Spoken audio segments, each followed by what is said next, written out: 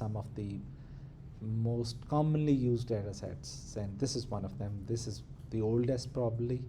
It was made in 1935, okay? The paper, it was written at that time, and then it was used for various different. So it's based on the different species of iris plant, okay?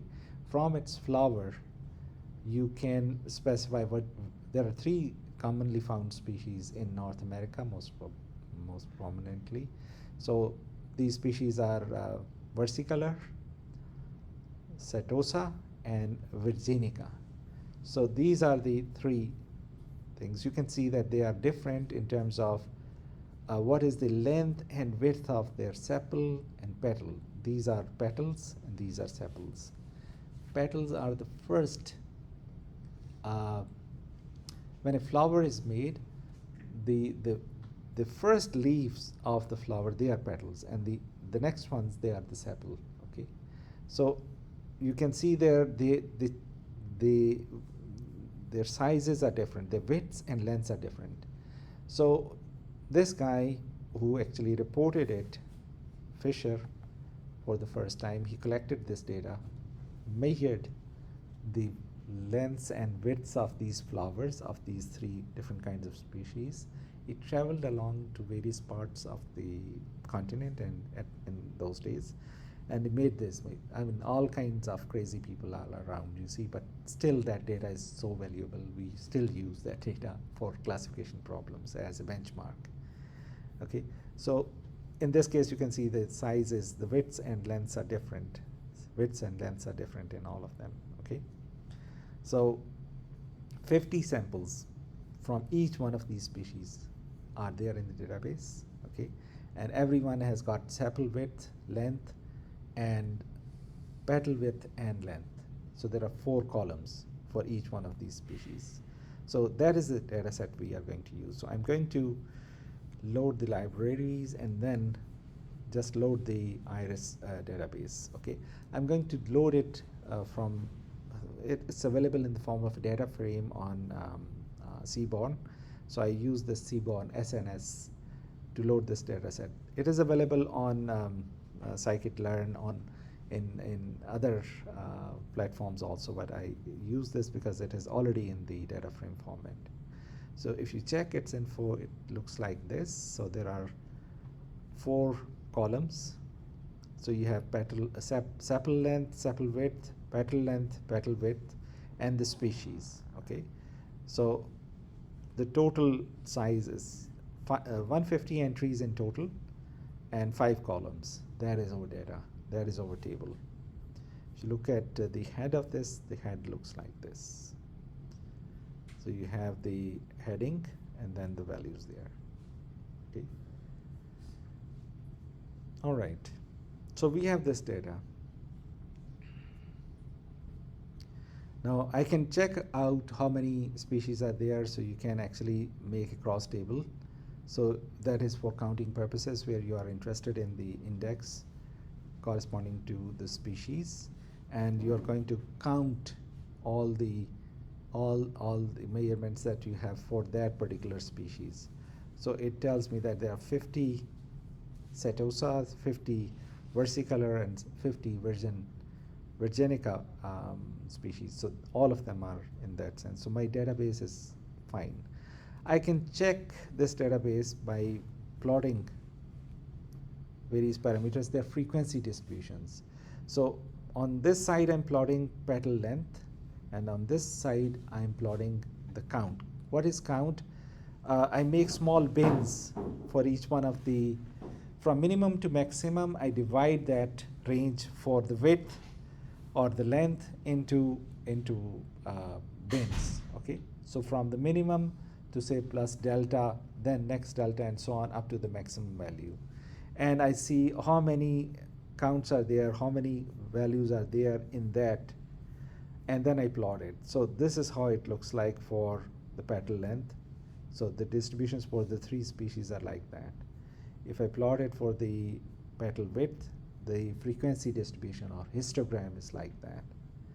This is closely related to probability distribution. If we have a much bigger database, then they will be like more smoother curves showing you the probability distribution of your data. Okay, and I've talked about variances and means of those. So they come from these histograms or frequency distributions. So I can draw them for all of them. For that, I'm using again Seaborn's facet grid to show that in that form, and I'm putting the legend and everything. Okay, essentially I'm using this hist plot for this purpose. There is another way of plotting it, and that is called scatter plot. Okay, in Seaborn, and you can do this plotting in one go. Okay, so I'm defining this style here for plotting. Style is white grid, so everything will be on a white board. You can have a dark grid also, everything will be on a black board. And then you can call pair plot and give the whole data to it. And you want to give different hues, different colors according to the species that you have, the category that you want to put. So this works for other data also. If you have some other database, you can plot it in this form also. Okay, so now you can see that for every species, you've got these three colors. Okay, so on this side, you're plotting the clusters which are making. For example, I've got the sepal length here, and on this side I've got sepal width. Okay, so if I plot them, they would look like this. So these points will, for this species, will lie here, for the other here, for the other here. Okay, and I can plot the corresponding histogram also. It's in much smoother form. Okay, so there is quite a lot of overlap here. These are almost overlapped. There is a separation here in these ones, and these ones, they are again well separated. Okay. Implementation of k-means. I'm going to use scikit-learn's k-means. So I'm going to define how many clusters I want to make. Okay, so this documentation you can find there. I've tried to explain it here in this part of the notebook. There are these are the keys, 5 of them. Okay, and then I am going to just pick. I'm going to label them because my labels are in the form of species. Okay, so I want to assign a label to it: 1, 0, 0, 1, and 2. Okay, so I'm going to label my data like that.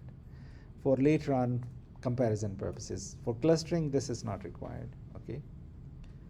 So after labeling, I can do the clustering here. So I'm calling k-means with n clusters equal to 3. Initialization is k-means plus plus. Maximum number of iterations 1000, and initial value, and initial is 50. You can check it's and the initial state is 0. Okay, so I initialize this object k-means with this, and then I use it for x to predict the cluster. So this will give me the clusters information y k-means. Okay, so when I do that, I get the y k-means. I can compare them with the y labels that I've just made. So if you do the comparison, you will see that there are some mismatches here. For example, here, this part, the second array is the y k-means. Okay, the first array is the y labels.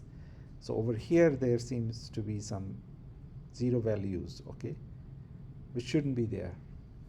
And if I plot them for using scatter plot, of course. So if I use scatter plot to plotting them, and I'm also plotting the centroids of each cluster, that's how they look like. I'm using alpha value for the color, transparency of the color, so that if some of them overlap, then I should get a stronger color, otherwise a lighter color. So you can see that there is an overlap of data points here. They belong to the same, they are the same data points. They're repeating in the data set in a way. Their widths and values are repeating. Okay, so you can see that the 3 clusters are formed.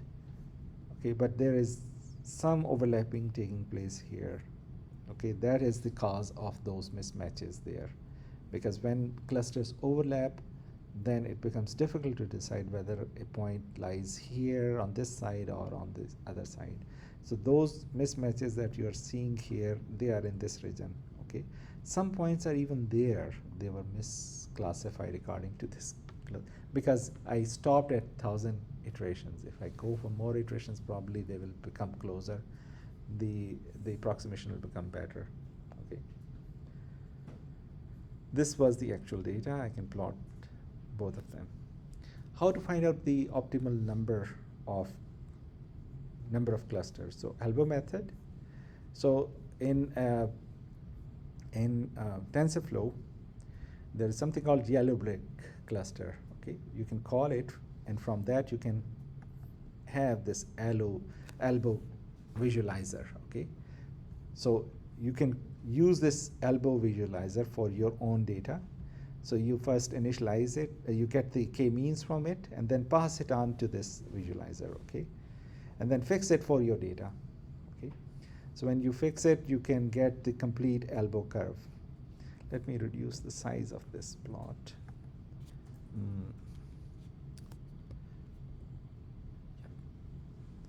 So everything should be visible. So you can see that this blue line is the elbow curve, and this visualizer also gives you what should be the optimum value for k. So it is recommending k equal to 4 in this case, but these two values are close, so we can take 3 also. Okay, so 3 or 4, both of them are good in this case. Okay, but it is recommending 4 with a score value here. Okay, but you can see that sometimes it becomes difficult which value to choose. So there is another method which is called Silhouette score method. So I've given the theory here about Silhouette score method. So just read it. It's a little bit of mathematics, but makes sense. I'm not going to go to the details of that. What it does is that, again, like the k-means, the elbow visualizer, you have Silhouette visualizer also. So you can call that, you can use it. Now it shows you for various different values of k. I've plotted the Silhouettes. So this is for k equal to 2. This is for k equal to 3, 4, and 5. You can see that many clusters are there. There are 2 clusters. There are 3 clusters here. There are 4 and 5 clusters. Okay, and this is the value which the score for the Silhouette method. So you have the Silhouette coefficients and Silhouette score. So every point lies in this will be closer to this cluster, and every point it has a Silhouette coefficient which belongs to this. Okay, but this score is important. If the values are below this score, then you are going to discard those. If any one of the cluster value or any one of the Silhouette is less than the Silhouette score, then you are going to discard. For example, here this cluster is below, all of it is below this value. Similarly, here you can see this cluster is below this value. So we are not going to take these two into account. So for k equal to 4 or 5, they are not suitable for solving our problem. Okay, these are 2 candidates. Okay, now the other condition is that they should be of almost the same size. If I'm making 2 clusters here, they should be more or less of the same size, which is not the case here. But it is the case here. They are more or less of the same size, the width that you look at. So k equal to 3 is the one which you are going to decide. So by looking at these Silhouette graphs and the scores, you can decide how many clusters you want to have. So this is an alternate approach. It's more advanced as compared to elbow method. Okay, or you can make a combination of the 2 and see whether the results tally or not. Okay, so this is as far as